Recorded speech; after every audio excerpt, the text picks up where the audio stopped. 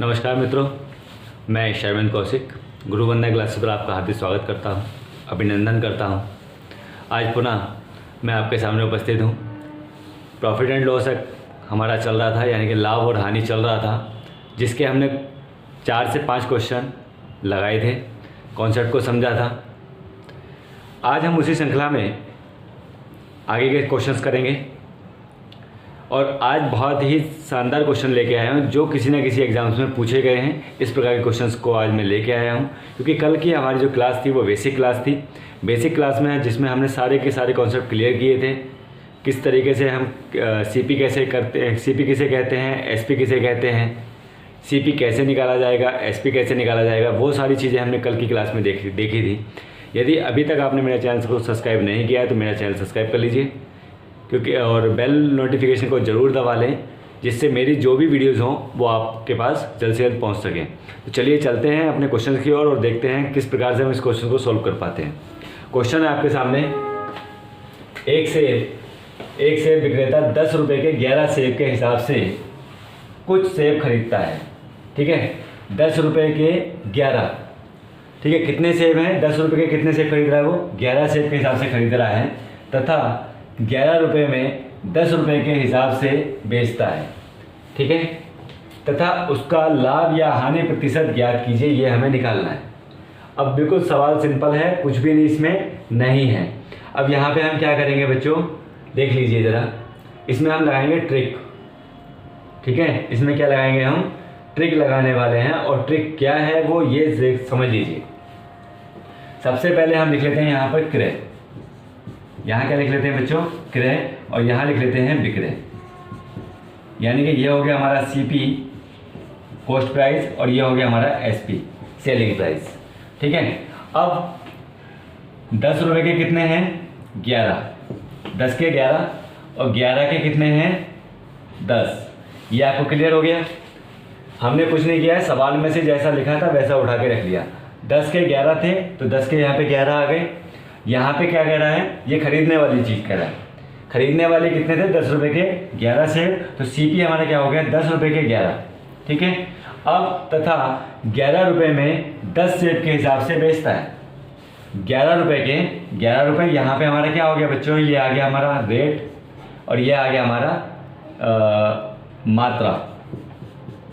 ठीक है, मात्रा मतलब क्वांटिटी, इसको हम Q बोल सकते हैं और इसको हम R बोल सकते हैं। ठीक है, ये समझ में आ गया आपको, इतना समझ लीजिए, Q फॉर क्वांटिटी और R फॉर रेट। अब 10 रुपये के 11 थे तो 11 रुपये के 10 बेच रहा है। अब हमें कुछ नहीं करना है, ये हमारा आंसर आ गया। हमें केवल इतना करना है, यहाँ पे हमें क्रॉस मल्टीप्लिकेशन कर देनी है। 11 की 11 के साथ कर लेंगे और 10 की 10 के साथ कर लेंगे।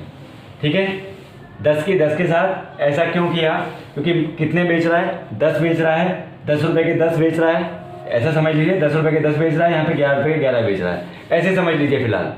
ठीक है, 10 रुपये के 10 खरीदे, 11 रुपये के 11 बेचे। क्रॉस मल्टीप्लिकेशन की तो 11 के 11 में 121 माइनस 100। ठीक है भाई, 121 क्या आ गया हमारा, एसपी, और ये क्या आ गया हमारा, सीपी। ये तो हमें पता है और हमें मालूम है लाभ या हानि ज्ञात करने के लिए हमें क्या करना होता है बच्चों, इसमें से इसको लेस करना होता है। और यहाँ पे आ गया 21, यहाँ पे क्या आ गया आपका 21। 21 क्या आ गया हमारा निकल के, ये हमारा प्रॉफिट या लॉस है, प्रॉफिट है या लॉस है। देखिए, जब भी हमारा विक्रय मूल्य ज़्यादा होगा, क्रय मूल्य कम होगा, तो हमारा सदैव क्या आता है बच्चों, प्रॉफिट आता है। ठीक है, ये हम आपको बता चुके हैं। अगर आपने प्रीवियस जो क्लास है मेरी वो नहीं देखी है तो आप प्रीवियस क्लास ज़रूर देख लें। ठीक है, तो ये समझ में आ गया आपको। जब भी हमारा विक्रय मूल्य ज़्यादा होगा और क्रय मूल्य कम होगा तो क्या होगा, वो हमारा सदैव प्रॉफिट होगा। और जब भी हमारा क्रय मूल्य ज़्यादा होगा और विक्रय मूल्य कम होगा तो वो हमारा सदैव क्या होगा, लॉस होगा। अब यहाँ पे क्या निकल के आ गया, प्रॉफिट। तो हमें पता चल गया कि हमें क्या निकालना है, प्रॉफिट निकालना है। और प्रॉफिट का फॉर्मूला क्या होता है, फॉर्मूले से अगर हम बात करें तो P इंटू 100, ऐसा है क्या, P इंटू 100 अपॉन CP, ऐसा ही है ना, P इंटू 100 अपॉन CP। तो P कितना हो गया बच्चों हमारा 21 गुणा 100 कहाँ आ गया, ये वाला जो CP हमारा आया था, नहीं सॉरी, ये फॉर्मूले वाला 100 आ गया हमारा यहाँ पर, और CP हमारा कहाँ आ गया नीचे, 100 से 100 कट गया, ये कितना आ गया 21, और 21% का क्या हो गया, हमें लाभ हो गया है। 21% का क्या हो गया बच्चों, लाभ हो गया। तो है ना आसान सवाल बिल्कुल। चलिए चलते हैं इसी का जैसा एक दूसरा सवाल और करते हैं, जिससे आपका कॉन्सेप्ट क्या हो जाएगा, क्लियर हो जाएगा। एक विक्रेता 5 रुपए के 4 पेन के हिसाब से कुछ पेन खरीदता है, ठीक है। 5 रुपए के 4 पेन के हिसाब से कुछ पेन खरीदता है तथा 4 रुपए के 5 पेन के हिसाब से बेचता है, तो उसका लाभ या हानि प्रतिशत ज्ञात कीजिए, ये हमें निकालना है। देखिए जैसे अभी हमने थोड़ी देर पहले ही सवाल किया था सेब वाला, सेम उसी के जैसा ये सवाल है। अब हमें देखिए शॉर्ट ट्रिकी बेस पे करना है, हमें क्या बचाना है, अपना समय बचाना है। हमें क्या बचाना है बच्चों, समय बचाना है अपना। और जब भी हमें अपना समय बचाना होगा तो हम सीधे सीधे ट्रिक लगाएंगे, ठीक है। ट्रिक क्या है इसकी, देखिए यहाँ पर बहुत ज़्यादा लंबा चौड़ा हमें कुछ नहीं करना है। यहाँ पे CP लिखिए फटाफट, यहाँ पे SP लिखिए। यहाँ पे क्या हो गया CP, यहाँ हो गया SP। CP में कितना आ जाएगा, 5 पेन 4 के हिसाब से, और ये कह रहा है 4 पेन 5 के हिसाब से, ठीक है भाई। हमने कुछ नहीं किया, 5 ये लिखा था तो 5 ऐसे लिख दिया, 4 पेन था 4 लिख दिया, 4 यहाँ था 5 यहाँ था, दोनों को ऐसे कर लिया और सीधे सीधे क्रॉस मल्टीप्लिकेशन कर दी, ठीक है। ये हो गया आपका CP बराबर आ गया आपका 16 और SP आ गया आपका 25, ठीक है। CP कितना आ गया, 16 आ गया, और 25 क्या आ गया, SP आ गया। अब हमें पता है SP माइनस CP हम करते हैं, तो ये हो गया आपका 25, कितना हो गया 25 माइनस के 16 बराबर कितना आ गया 9, ठीक है भाई। 25 में से 16 घटा दे, कितना बच गया, 9 बच गया। अब निकाल लीजिए, तो 9 गुणा 100 बटे कितना आ गया 25। ये कैसे आया, देखिए आपको पता है कि जब भी हमारा SP बड़ा होता है और CP कम होता है तो हमारा क्या होता है, हमेशा प्रॉफिट होता है, ये आपको मालूम है। और प्रॉफिट का सूत्र क्या होता है, प्रॉफिट का फॉर्मूला होता है प्रॉफिट इंटू 100/CP। ये हमें पता होना चाहिए, ये फॉर्मूला है हमारा इसका, ठीक है। तो प्रॉफिट कितना हो गया 9 रुपये, 9 रुपये ये आ गया, 100 क्या आ गया फॉर्मूले में है तो ये आ गया, CP क्या आ गया आपका, CP हमारा 25 है तो 25 यहाँ आ गया, 25 ही कम 25, और 25 चौका कितना होता है बच्चों 100 होता है, और 9 चौक कितना होता है 36% क्या हो गया, हमें लाभ हो गया। ये हमारा आंसर है, समझ में आ गया होगा। चलते हैं अगले क्वेश्चन की ओर और देखते हैं अगला क्वेश्चन क्या कहता है। अगला क्वेश्चन आपके सामने, एक वस्तु के क्रय मूल्य तथा विक्रय मूल्य का अनुपात 20:23 है, तो लाभ प्रतिशत ज्ञात कीजिए।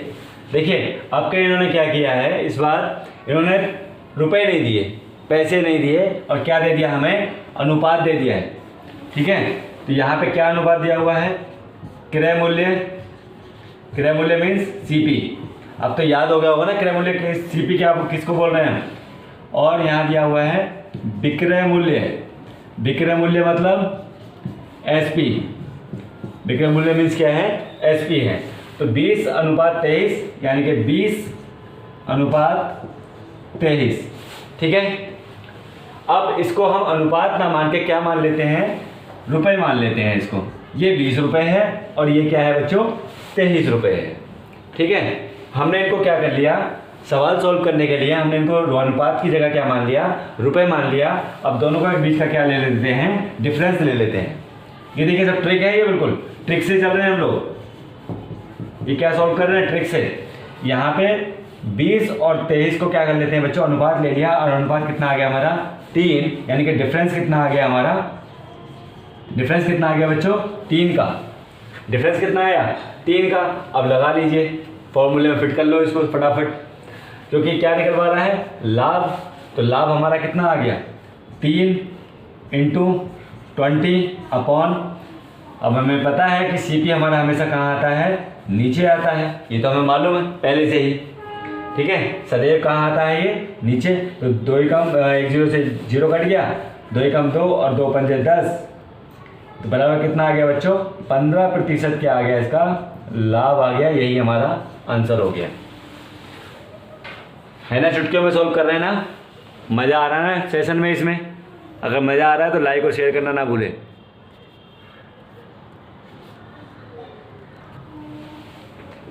अगला सवाल आपके सामने है, एक विक्रेता 15% की हानि पर एक वस्तु को बेचता है।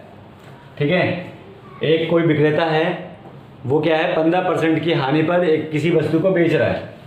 यदि विक्रय मूल्य 200 रुपये बढ़ा दिया जाए तो 5% का लाभ होता है। वस्तु का क्रय मूल्य निकालना है। वस्तु का क्रय मूल्य क्या करना है, ज्ञात करना है। अब निकालिए इस सवाल को, कीजिए। देखिए समझ लीजिए, सबसे पहले क्योंकि यहाँ पर हानि पे हो रही है, यहाँ क्या हो रहा है बच्चों, हानि हो रही है, तो हम किसी भी मूल्य को जब निकालते हैं तो सदैव किस पे निकालते हैं, 100 पर निकालते हैं। 100 में से 15 घटाया, कितना बचा भाई, 15% की अगर हानि होगी तो 100 में से 15 घटाएंगे तो कितना बचेगा, 85 रुपये। तो आपका ये आ गया सीधा सीधा। ये तो क्लियर हो गया होगा आपको बिल्कुल। ठीक है, ये क्या किसकी बात की, हानि की बात की इन्होंने। भाई 100 रुपये का माल था, 15 रुपये की हानि हो गई। जब 15 रुपये की हानि होगी तो 100 रुपये में से 15 रुपये को घटा दिया, कितना बच गया, 85। अब ये क्या कह रहा है, ये कह रहा है विक्रय मूल्य 200 रुपये बढ़ा दिया जाए, यानी कि पहले 100 रुपये था, अब उसको क्या कर दिया जाए, 200 रुपये कर दिया जाए। यदि तो 5 का लाभ होता है, यानी कि 5% का लाभ होता है। तो यहाँ पे लगा लीजिए 105 करके देख लीजिए इसको। ठीक है, 105 यदि अगर हम इसको कर लेते हैं, भाई 100 पे तो निकालेंगे अंतर, हम किस पे निकालेंगे, 100 पे। 100 रुपये पे क्या किया हमने, प्लस कर लिया क्या, 5, तो बराबर हो गया 105। यही तो होगा। ये क्या कह रहा है, ये कह रहा है लाभ हो जाएगा। ठीक है भाई, 85 की हानि हो रही है, यदि वो 5 रुपये बढ़ा रहा है तो क्या हो रहा है, वो 5% का लाभ हो रहा है। अब जो लाभ कमाएगा तो सीधी सीधी बात है, एक बार हम इसको मान लेते हैं CP और इसको मान लेते हैं SP। ये मान के चलते हैं। अभी क्या क्या किया हमने, इसको CP मान लिया और इसको क्या मान लिया, SP। तो डिफरेंस कितने का आ गया, डिफरेंस आ गया हमारा 20 का। डिफरेंस कितने का आ गया बच्चों, 20 का डिफरेंस आ गया इसमें। ठीक है, डिफरेंस कितने का आ गया, 20 का डिफरेंस आ गया। और जब 20 का डिफरेंस आ गया तो आप निकाल लीजिए, कैसे निकालेंगे भाई, कितने रुपए बढ़ा रहा है ये बढ़ा रहा है 200 रुपये। कितने रुपए, 200 रुपये। तो 200 रुपये बढ़ाएगा तो मल्टीप्लाई 100 से हो जाएगी, और कितना आ जाएगा नीचे, 20। यही तो आएगा, नहीं 100 से मल्टीप्लाई नहीं करेगा क्योंकि बढ़ाएगा ना, अभी तो खाली डिफरेंस हमें निकालना है। केवल अभी हमें ये निकालना है कितने पैसे वो उस पर बढ़े हैं। तो 0 से 0 कट गया, 2 एकम 2 और 2 ढाई 20। 10 रुपये का डिफरेंस हमें आ रहा है। ठीक है, कितने रुपए का डिफरेंस आ रहा है, 10 रुपये का डिफरेंस आ रहा है। और ये जो डिफरेंस आया है हमारा निकल के, कितने रुपए का डिफरेंस, लाभ कितने रुपए का आया, 10 रुपये का। तो 10 रुपये का जो ये लाभ आया है, ये आया हमें 100 रुपये पर। तो क्यों आया 100 रुपये पे, क्योंकि हमने डिफरेंस कितने का लिया था, 20 का डिफरेंस लिया था। ठीक है, दोनों को घटाने के बाद इसको CP मान लिया था हमने, इसको SP मान लिया था, और दोनों का डिफरेंस निकाला था। तो हमारा 20 का डिफरेंस आया था, और 20 का डिफरेंस के आधार पे हमने रुपए कितने बढ़ाए थे, 200 रुपये। 200 रुपये ऊपर रखे और 20 को क्या कर लिया हमने नीचे, और काट लिया। काटने के बाद कितना आ गया, 10 का। अब 10 कितने पे आए हैं, ये 100 रुपये पे आए हैं। अब क्या करेंगे, 100 गुणा 10 बराबर कितना आ गया बच्चों, 1000। तो 1000 रुपये क्या निकल के आ गया, हमारा CP निकल के आ गया। केवल हमने इसको इमेजिन किया था यहाँ पर। ठीक है, इसको माना था कि माना अगर हम इसको 100 रुपये मान लेते हैं या 85 रुपये का उसका CP मान लेते हैं तो कितना हमारा आएगा। ये केवल इतना प्रोसेस था, और ये आपको अच्छे से समझ में आ गया होगा। चलिए चलते हैं अगले क्वेश्चन की ओर।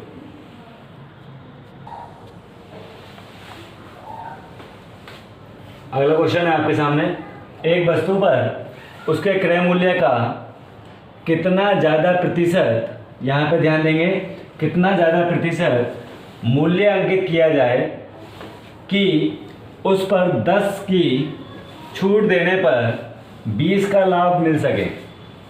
ठीक है, कोई दुकानदार है, बड़ा चालाक है, बहुत ही ज़्यादा शातिर है।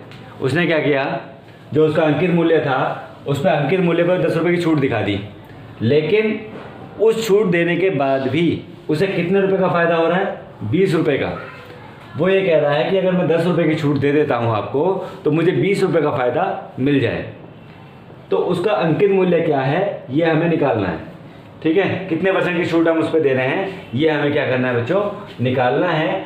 अब जब भी इस टाइप के सवाल आएंगे तो क्या होगा, ये सवाल हैं जब छूट और लाभ के प्रश्न होते हैं। ठीक है, इसमें क्या दिया है आपका, 2 चीज़ें दी हैं, एक तो छूट भी दे रहा है और क्या पूछ रहा है, लाभ भी कमा रहा है। यानी कि एक तो छूट भी दे दी और लाभ भी कमा लिया। तब उस कंडीशन में क्या होने वाला है यहाँ पे आपको समझना है। देखिए, सबसे पहले तो बात करते हैं छूट की।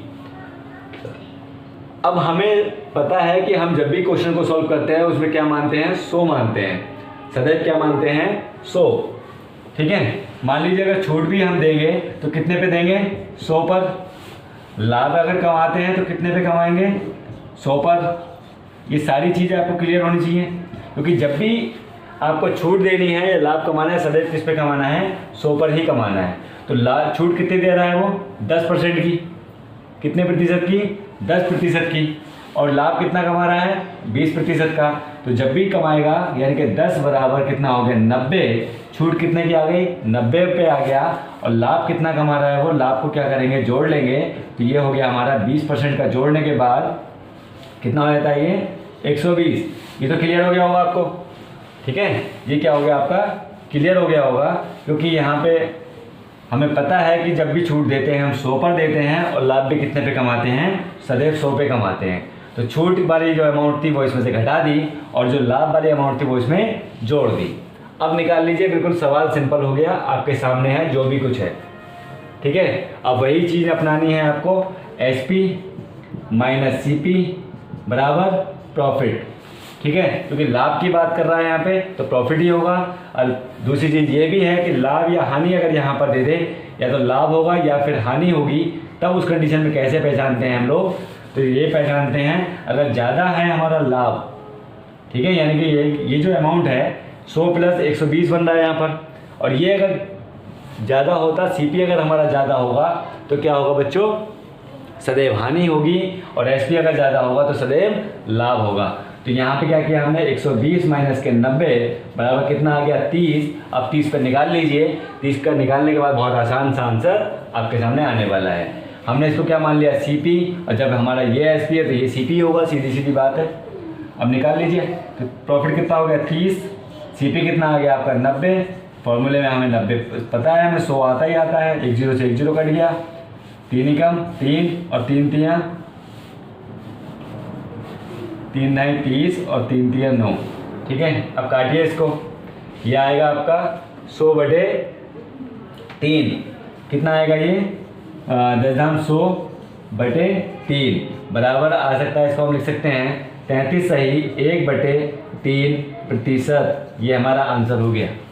इसको यहाँ भी छोड़ सकते हैं, ये डिपेंड करता है हमारे ऑप्शन पे।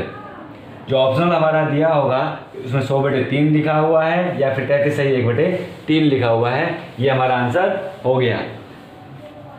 चलते हैं अगले क्वेश्चन की ओर। एक किसी वस्तु को 8,000 रुपये में खरीदता है। ठीक है, ए कितने में खरीद रहा है किसी वस्तु को, 8,000 रुपये में, समझते जाइए बिल्कुल। तथा 10% लाभ पर B को बेच देता है। यानी कि जब वो 8,000 रुपये खरीद रहा है तो जब B को बेच रहा है वो तो कितने % का लाभ ले रहा है, 10% का लाभ कमा रहा है। लाभ बराबर 10%। ठीक है, अब ये 10% कितने पे होगा, 100 पर। हमें पता है कि हमेशा लाभ कितने पे कमाया जाता है, या फिर हम जो अमाउंट्स निकालते हैं वो कितने पे निकालते हैं, केवल और केवल 100 पर निकालते हैं। तो ठीक है, ये कितना हो गया बच्चों, 110। ठीक, तथा B उसे 20% पर C को बेच देता है। ठीक है, C को 20% की हानि पर, यहाँ पर रह गया, तथा B उसे 20% हानि पर C को बेच देता है। ठीक है, अब ये हानि जो होगी हमें कितने पे होगी बच्चों, ये हानि होगी हमें 100 पर। 100 माइनस के 20 बराबर कितना हो गया, 80। ठीक है, हानि पर बेच देता है तो C ने उस वस्तु को कितने में खरीदा, C की वैल्यू निकालनी है। ठीक है, सी की वैल्यू निकालनी है। ये देखिए ये जो फिगर है ये है केवल ए की। ए 8,000 रुपये का खरीदता है और 10% पर उसको बेच देता है। किसको चिपका देता है? ये चिपका देता है सी बी को। अब बी ने देखा, बोले भाई ये वस्तु मैंने खरीद ली। अब हो सकता है कोई चीज़ ली हो उसने जिसमें उसको क्या हो रहा हो, लॉस हो रहा हो, तो उसने उस वस्तु को 20% की हानि पर किसको चिपका दिया? सी को। सी को बेच दिया। अब सी की वैल्यू निकालनी है कि सी ने वो वस्तु कितने रुपए में खरीदी थी। अब इसको निकालने का सीधा सीधा आपके सब कुछ सामने है और निकाल लीजिए। देखिए सीधा लिखिए, इसमें 8,000 हमारा ये आ गया, गुणा 110 ये आ गया, 80 हमारा ये आ गया, बटे कितना आ गया? 100 गुणा 100। ये तो आपको पता है, सीधा सीधा फंडा है।